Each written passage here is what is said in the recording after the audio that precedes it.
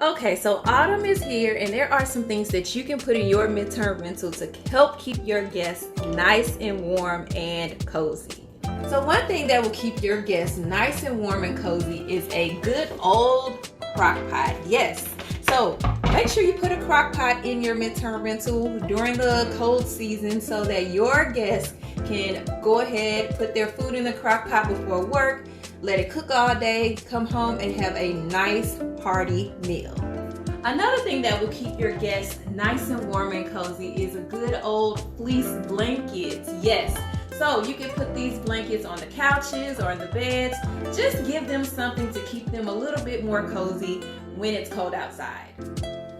Go get candles with a nice scent to just burn and keep the house smelling good.